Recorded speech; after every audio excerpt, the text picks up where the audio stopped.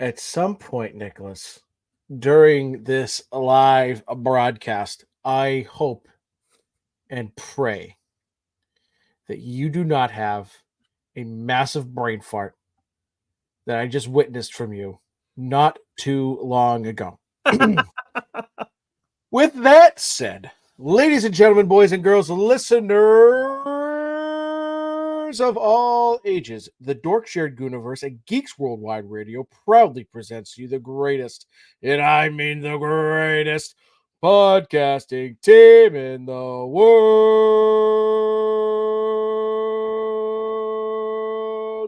He's the comic book writer, Nick Friar. I'm still the Kidney Stone Kid, Backcracker Dr. Joe, and together we are the TLDR Comic Book Club, baby. I have not passed this thing yet, Nicholas, and I am so anxious about it. I forgot you're still fighting the good fight. So, yeah. That's You're not going to time a golf ball through a garden hose. I'm not looking forward to that. I am sorry. This is your first one, right? First and only, I hope. Yeah, well, because I've seen that, like, when you get, not to add more to your anxiety, but now that I've already kind of said this, I've seen that when you get one, it happens where people will get it within the next 5 years, like a second one. You're putting that evil on yourself as well, Yes, I believe me, I'm aware, because I had back pain recently, and I thought it was because of that, because I don't get lower back pain, but it's actually because I've been exercising in a way that I'm not used to doing. So, you gotta strengthen up that hip game, Nicholas. Yeah, apparently, dude. Oh my goodness, piriformis, right? That's what's the muscles, right, going up the sides of your butt into your lower back.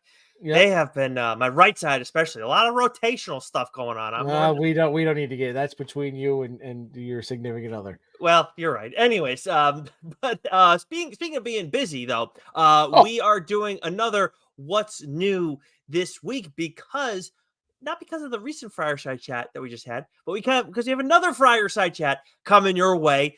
So those are conversations with creators across the industry for those that are uninitiated, new to TLDR Comic Book Club. You can only find those on our audio channels, so make sure you're subscribed somewhere to us on one of our audio channels. I'm talking Apple, Spotify, Geeks Worldwide Radio, Amazon, Pocket Cast, all the major podcasting platforms. You can find us there. And if you find us while you're scrolling through Twitter or on YouTube or on our Instagram page, make sure you can't find it one of our audio channels. If you have a certain platform that you listen to and we're not there, feel free to let us know. I find it hard to imagine, but let us know if that's the case. Joe, as we mentioned, we talked to Zach Kaplan. You and I have not had a chance to touch on that because we didn't have that in the hopper last time we convened. And we also have another Fireside chat that's going to be dropping at the start of June, the first full week of June. We're talking to Ethan Sachs, the co-writer of A Haunted Girl. But which one do you want to hit on first, Kaplan or Sachs? Well, we'll just go in order. So, talking with Zach, that was tremendous. So Kill All Immortals is a book that you called dibs on, and you so graciously booked this chat so that I could read it. I know I'm on here a lot, and I'll say this book is fantastic. This book is must read. This book is potential year, book of the year sort of award nominee. We've had a lot of excellent books this year. Right, and we're just about halfway through now, but Kill All Immortals it's not hyperbole, folks. This is not me just sort of like oh my god, hyping something up. This is like deservedly so. Like Kill All Immortals the art was fantastic, the story's fantastic. I believe the FOC is already is it already come and gone? It is June 3rd. Perfect. Right. So if you're listening to this and you haven't gone back to listen to the Zach Kaplan chat, go back, listen to it, and then throw that book on your FOC by next Monday or by June 3rd, whenever you're listening to this, because I got to tell you, you're going to regret it if you don't. And you want to make sure that your comic book shop gets it because it was fucking excellent. And Zach was great to talk to. And then Ethan Sachs. I talked about A Haunted Girl on the show a few episodes ago when we were still doing main lines, and like that book just hit me in a different way, and I mentioned this in the chat that you'll listen to, like Lemire does this, Sean Lewis does this, just sort of hits me in a way that a lot of other books don't. And so this was an excellent story. It was an excellent chat with Ethan. I can't wait for everyone to listen to it. And two back-to-back chats, Nicholas, that just were really excellent. And we're not done yet. So make sure you subscribe to one of our audio channels because you never know when the next Friar chat's going to pop up. Because generally speaking, we have no clue ourselves. But I do want to hit on those two guys real quick. I just think looking at the two books that we primarily talked about, of course, with Zach, we talked about a few different titles with him because, of course, we're reading Beyond Real, which we'll touch upon the fourth issue of that. That's out this week. But we talked primarily about Kill All Immortals. And then we go with Ethan Sachs, who's, of course, done quite a bit of Star Wars work. And we learned about how that was kind of actually also important to his start in comics, which we didn't know that. But, A Haunted Girl versus Kill All Immortals, like two very different types of stories. And I think when you talk about where the comic book industry is, like there's so many different things that can be discussed about when you ask that question. But I think the biggest thing is that the range of stories and the quality of stories, I mean, it just continues to get better and better. And there's stuff out there for everybody. And honestly, like for you and I, we both love a range of stories. We don't want the same thing over and over. And we get both of these, and to have the conversations with these two writers, I just think this is a great representation of the type of chats or the type of show that we provide to people. So I had a blast talking to those guys. I haven't listened back to Kaplan other than since I edited it all. Because of course I have to clean up, Joe and myself because we're just so sloppy all the time. But no, in all seriousness, I'm excited to listen to that in full. Driving around, and the same thing with Ethan Sachs. Had a great time talking to him, and a lot of heart and in that story. And I, of course, you talked about it on the show. I read it prior to our conversation with him, and I read that. It's heavy, but I did read that thing all in one sitting. What an awesome book. Yeah, it was excellent, and it's a very important story too, and we get into that into the chat. But like we joked about this earlier because we went on quite the run of mainline Yeah, issues. we did. We may this is no joking, Nicholas. We may not have another mainline issue until August. That's very possible, everybody. We're just gonna. That's not a guarantee. We're not going to jinx anything, but Yep. like many fingers, many pies.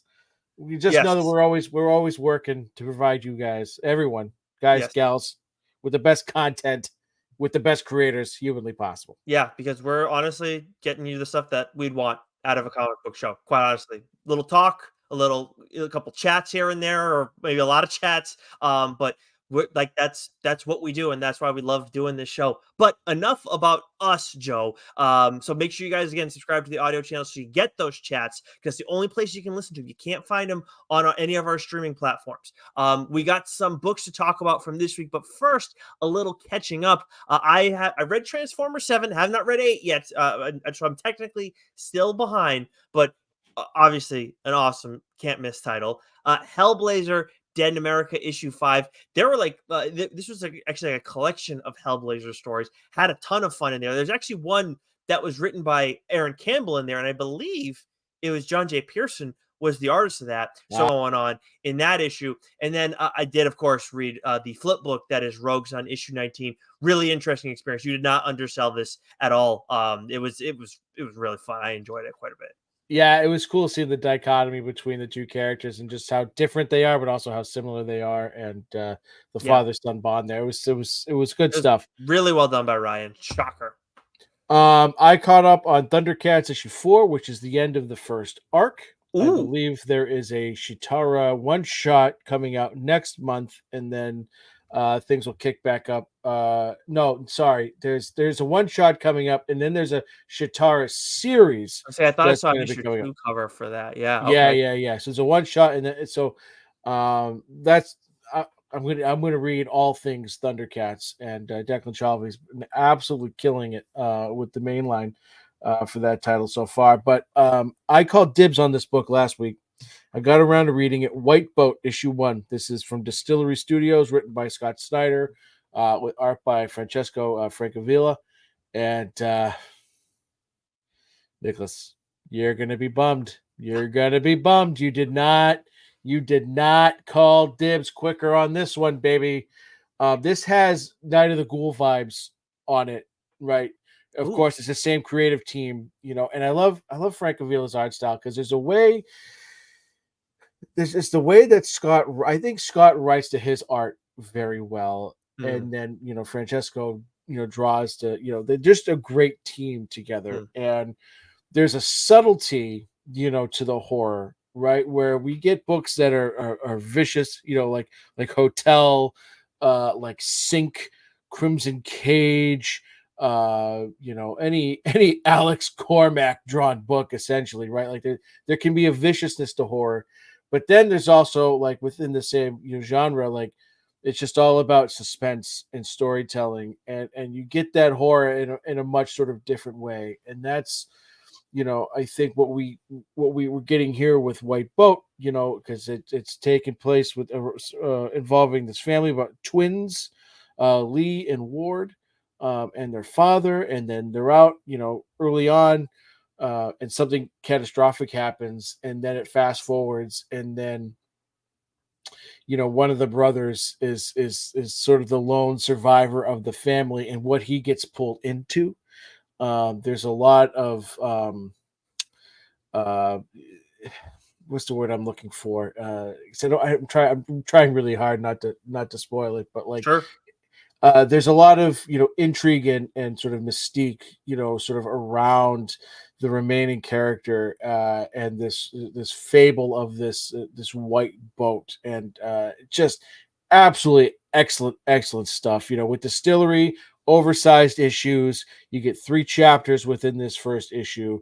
It's really well done. It's really Ooh. well paced. It's very, very interesting, and the way that it ends, I can't wait, to grab the second issue there. So, like, this is just like, if you love Night of the Ghoul, and you love that team, then White Boat is like, bam, it's gonna be right in your wheelhouse.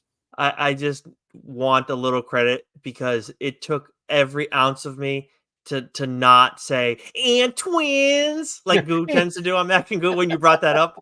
I'm like, let him finish. Shut up. Don't say anything. He's rolling. Now you sound like my wife.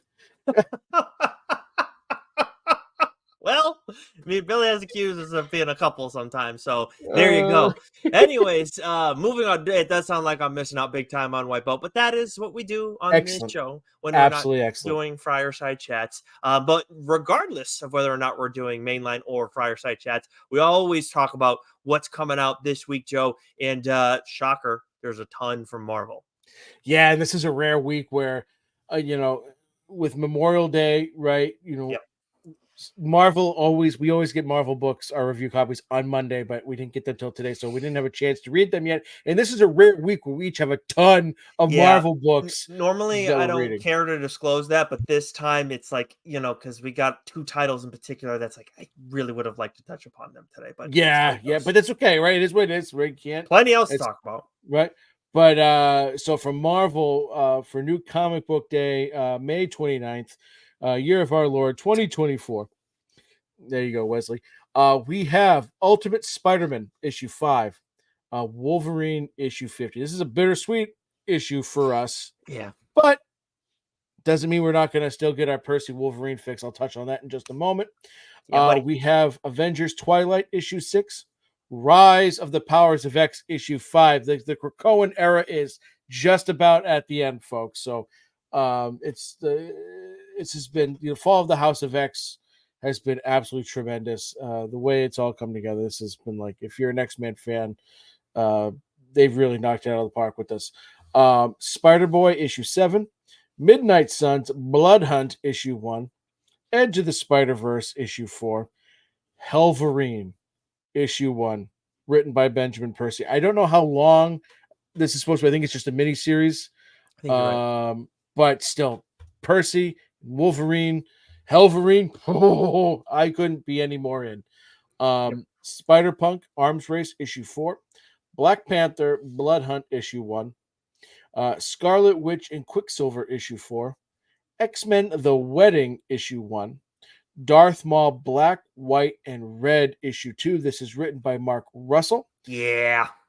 Yeah, it did. Now, issue 1. Who wrote issue 1? Was that? Benjamin Percy. Yeah, right. So I think we Killer. talked about this, how we love, like, because usually this is a bunch of little stories with a bunch of different creative teams, and it can kind of be all over the place. I love the idea of having, a couple of different stories, but written by the same person. There's a cohesiveness there. And Mark Russell kills it. So, Yeah, very excited to read this. yep. Django Fett issue 3, Jackpot and Black Cat issue 3, and then Night Thrashers issue 4.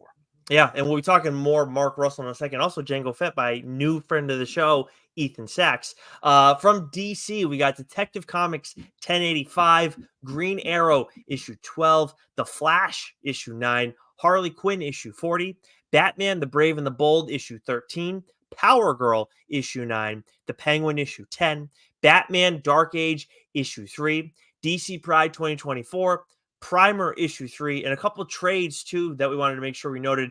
Dark Crisis on Infinite Earths, the trade for that, and then Batman the Knight, which I believe that's the Jock story, right? No, this is the Zdarsky story that he wrote before doing the main line. Oh, that's Which- one. That's one dark one. One Dark Knight. Yeah, okay. Which Yeah. absolutely blows my mind that it takes DC and Marvel like so long to put these trades out. Like that was almost a year ago. This trade That should, was unless it's some sort of re-release, but like Zdarsky's doing mainline Batman now for a while, and this was 12 issues done before that. So yeah, that's a really weird. One Dark Knight was I think the other one. So that, but geez, I would have never. Yeah, I'm actually blown away by that too. Anyways, moving on. Moving on from Boom, we have Once Upon a Time at the End of the World issue 15, Mighty Morphin Power Rangers The Return issue 4, The Expanse Dragon Tooth issue 12, Dune House of Carino issue 3, and Pine and Merrimack issue 5. Nicholas, holy cow! So, yeah, of So course. this is so. Go ahead. Sorry. No, you're good. I mean, it's a tough one. You know what? A peek behind the curtain. You and I should have talked about this before the show a little bit. We should have. We get on the same fucking page because holy shit. Of course, friend of the show, Kyle Starks, artist, Fran Gallen, who hopefully we can talk to on the show at some point down the line, does some outstanding work. We were first introduced to him with Lucky Devil. But man, like this is the final. This is marketed as the final issue. Like, there's no way that you can possibly see this ending coming. Like, there's no two ways. I'm still baffled by it right now, Joe, as we're sitting here talking about it. So I think it was at the end of issue 3, and I told you I have a premonition. I said something bad's going to happen, and it's going to happen to this character, and it does. And so it happens in issue 4, and then issue 5 picks up like right where that leaves off. And Linnea is so, you feel for her, right? Yep. And so you think you have an idea of what's coming, and it starts to go down that road. And then when I say that it takes a hard left, I mean that's underselling it. Yep. Right. You cannot take a sharper left-hand turn than what this book did. And we really can't dive into it because if you've been reading it, right, and you don't, there's nothing we can really say beyond I think what I just said. Nope. That won't spoil it, because like there is something so jaw-dropping and wonderful and like so perfectly done the way that this ended, that just like it blew my mind, because this is not an ending you typically see.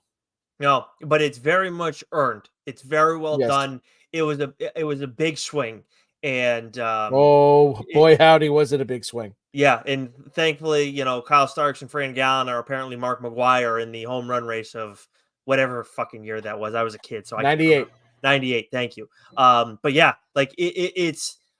I'm very excited for people to experience this. You and I have talked about talking in detail about books that you and I have both read at some point as like one shots to kind of mix it in. And maybe if we ever get to mainline 100, we can talk about doing that. But that's the problem with this, right? Because like you want to talk about it so bad, but I never want to talk about the ending to this book on this show.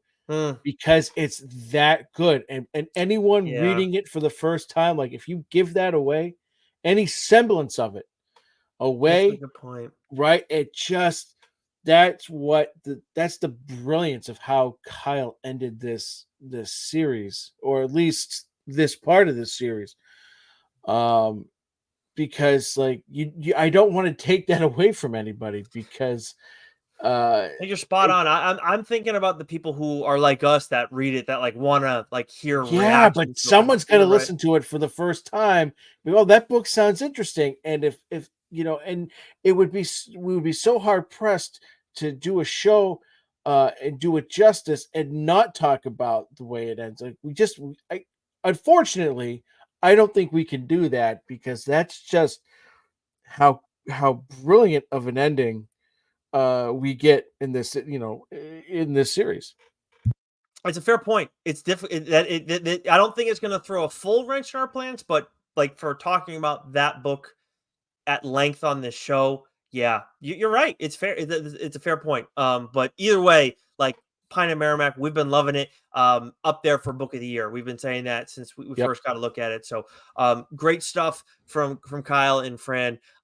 We move over to Dark Horse. We got Dawn Runner issue 3, which Joe is reading, and also you checked out William of Newbury issue 1. I'm curious Oh, for I Joe. didn't read it yet, but Okay, I'm very intrigued by it. okay, Right, I kind of like opened it up and flipped through. I go, okay, all right, interesting. because Okay, the name doesn't the title doesn't necessarily pull me in, no. but I was a little intrigued by some of the interior art that I saw Okay. So I saw the name because like it was different.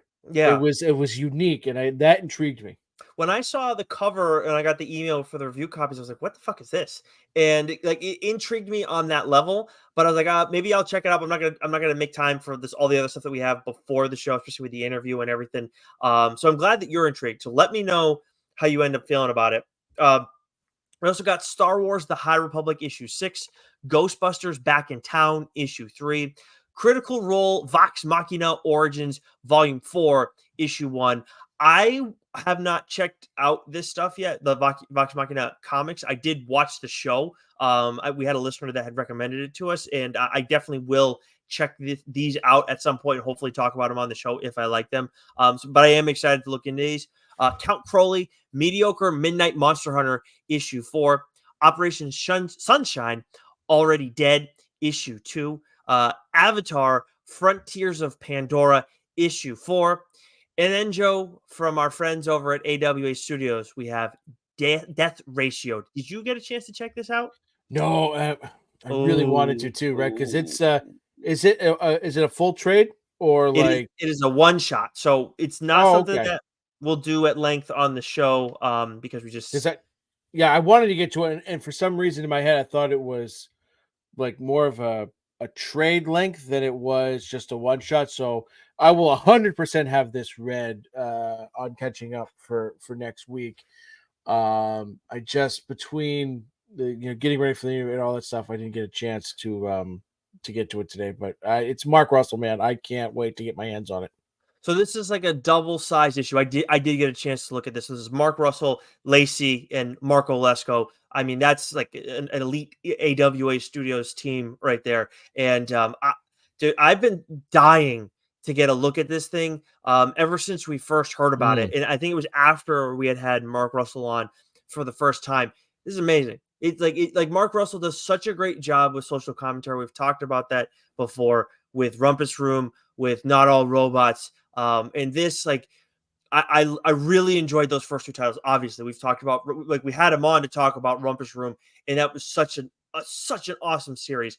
I was so excited when I heard about the concept of this, where basically we're in this future where your life is like in currency and everything is based on likes, and people have control over that, and like you can die if people don't like you enough. Like it's such an like social media, like it has become the villain that it deserves to be in our modern world right now. And Mark Russell is like very much capturing that moment. And you like so I he did an awesome job, and I really think this is something that everybody should read, not just love people that. who are comic book fans. I do think that like obviously all comic book fans, like it would be enjoyable. I think it'd be great if this is a book that brought in people who like are like only think comics are about superheroes. Like, this is a great like moment for like, no, it can be so much more. Death Ratio is a great example of that. And like I would have loved if this was turned into a miniseries. I definitely see how it could have been, but at the same time, like I really appreciate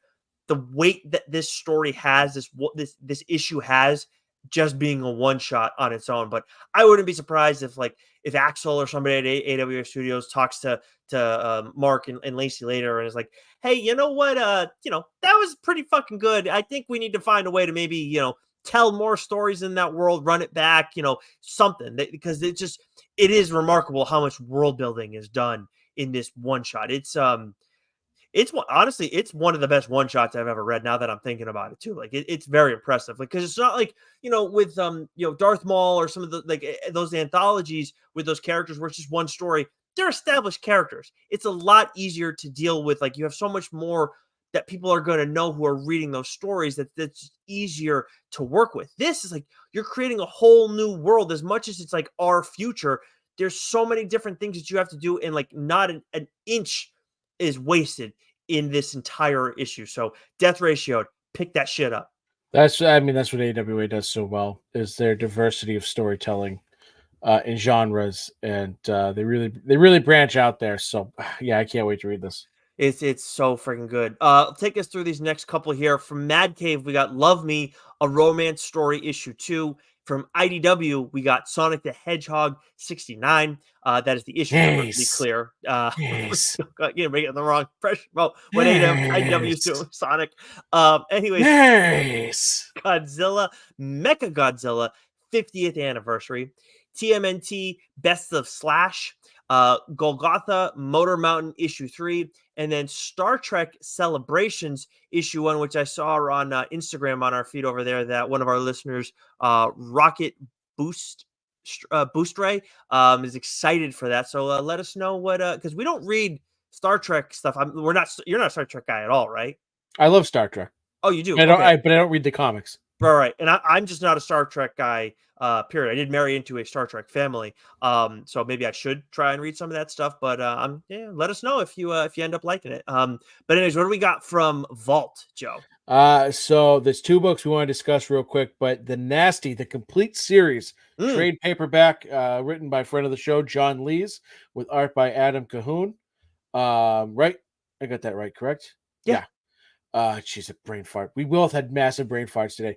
We love this book. We love this series. You can now get it all in one collected edition. So highly recommend that you go out and pick that up this week.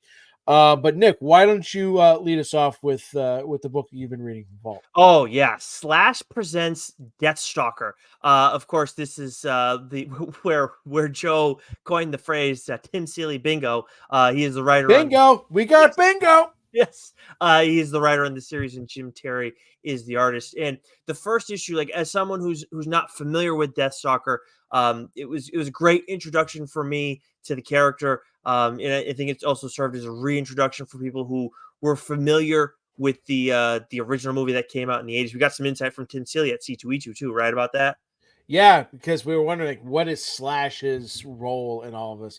So apparently he loved the movie, just bought the rights to it. Yeah. So in order for Tim to put it out, it's because Slash owns the rights. It says Slash presents Deathstalker issue 2.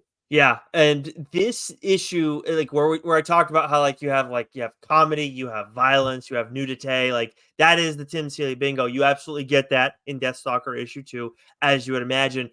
Very much a wild issue, but I also felt like we get a little more of more depth to the character that is Deathstalker, to the person, if you will. We get a little more insight, not too much, but we get more where it's like, okay, like I think like that's maybe Tim is going to do a little bit here, but at the same time, like you're still having fun. There's still a ton of violence. There's still comedy, outrageousness, all of it. And to be able to balance a mix of heart, but with a lot of outrageousness is not something that's easy to do. But Jim Terry's art style plays into it very well, and Tim Seeley clearly knows how to do that shit. So this is a lot of fun. I've really enjoyed these first 2 issues. Again, like this is a property you and I were not familiar with at all. Even with Slash's name on there, I'm sure that's for some people. It's like, oh, like Slash, what's this? But when we saw Tim Seeley's name, like that's where I was like, all right, I'm going to be checking this out, and I very much enjoyed these first two issues of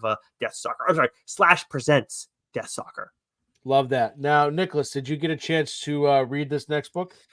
Yeah, talk about fucking Confundus charm. My goodness, dude. Yeah, Beyond Real, issue 4. Of course, we talked with Zach Kaplan recently about Beyond Real among his other titles. But what did you think? So, this, of course, both these books from Vault. If I forgot to mention that earlier. So issue 3, I think we talked to Zach about this, and it was funny because we both read this at the same time in person in Chicago. Mm. And it was one of the most beautifully drawn books, illustrated, colored books that I had ever seen. And this one, issue 4, I believe the art is by Jorge Corona. This book is equally as beautiful. There's some panels in here where the colors are so vibrant and is so beautifully illustrated. But what this series does, right, as you mentioned the Confundus charm, like this is a heady book. This is a very meta title, and this issue in particular, especially at the end, where you've got these characters, fighting, for themselves, fighting for their identity, sort of being told to quit, to give up, and they say, I will not be, defined. But it was just there was a power in it, and like I said, it's very heady, but just accented with this gorgeous art. This is just like I just for me just come out of nowhere. It's just a very very kick-ass series, which just speaks to the quality of books that we've gotten so far this year.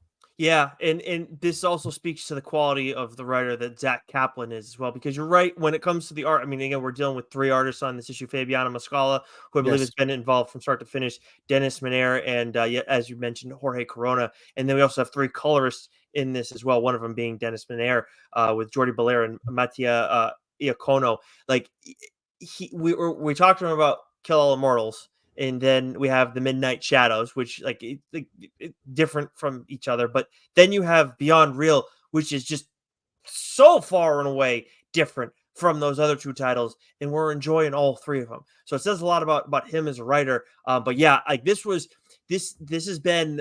one of the wildest series that you're going to read, and when it comes out in trade form, it's definitely going to be one of those where you won't fly through this shit right away. It's going to take you a little bit of time. Maybe you'll read it in one sitting, but it's going to take you a little bit of time because the story is like there's a lot to it, but also the art in ways that not a lot of like you don't see in a lot of comics. The art just goes in so many different directions, and it obviously is perfect, very much needed for the story. It's so well done, and I really had a lot of fun with all the different the art styles that we got in this issue. Yeah. Yeah. There was a panel early on that just absolutely blew me away. I almost took a picture of it and sent it to you, and thought about tweeting it out, but I didn't. Can't do that yet as of now, the time we're recording this. But like, it's just so well done, so Yeah, well executed. yeah, it's awesome, awesome stuff. From Kaplan and Company. All right, from Kaplan there. Company sounds like an '80s animated movie. Oh, there you go. There you go. From Titan, we got Life is Strange, Forget Me Not, issue 3, Bitmap, issue 4, Rivers of London, Stray Cat Blues, issue 1. First I'm hearing of that title. Of course, it is number 1.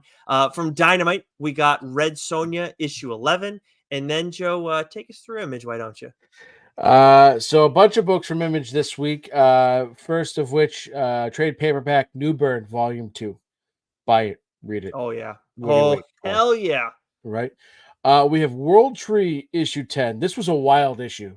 This was a very wild issue. This really sort of put a lot of things in perspective. So if you've been reading this series, this is one of those bow tying issues where it's like you've been reading it along, following on, but this gives you a lot of background information. It goes, aha, gotcha, right? And a lot of nudity as well. The way Um, you said that would reminded me of Chris Farley and Tommy Boy, where he's like, "You're driving along," and then you use the other guy's brakes. Guy in the back's like, "Oh my god!" Bounce around there, everybody. But watch Tommy I Boy if you I haven't. fucking love that movie. So good. King Spawn issue 34. Undiscovered Country issue 29 is of course written by Scott Snyder. Creature from the Black Lagoon Lives issue 2. This first issue was absolutely fantastic. Can't wait to get my hands on this one. The Six Fingers issue 4. This is we're getting towards the end here. And it's funny because at first, the one hand, because that's the one written by Ron V, that was my favorite thread to this story. Whereas the last two issues of the Six Fingers, written by Dan Waters, like, whew, excellent, massive jump, right? So I can't wait to talk about the series in its totality. There's one issue left of each, I believe. Just excellent, excellent stuff. Grommets issue 1. That's another book that I thought about checking out. Looked different, looked interesting. It was again a different art style that I usually gravitate to, but it seemed interesting. Knights issue 7, Drawing Blood issue 2. This, of course, written by Kevin Eastman.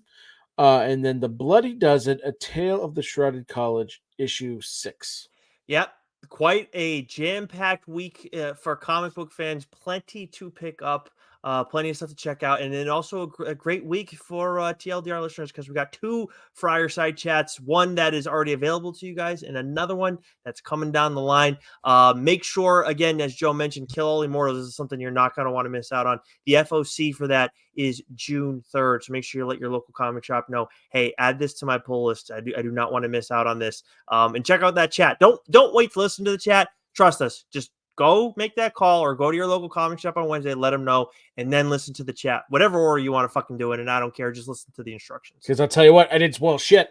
Shit. Yes. The reason that we push that is, yes, obviously it helps the creators, but when we were like the story, like for indie titles, you need to, like, the FOC for that first issue is massively important. So, but that is it for us this week, Joe. Who knows? Maybe another Fireside Chat's coming. Maybe we get to episode 99. I don't know. But either way, until next week, stay sexy. You know it. I don't even think we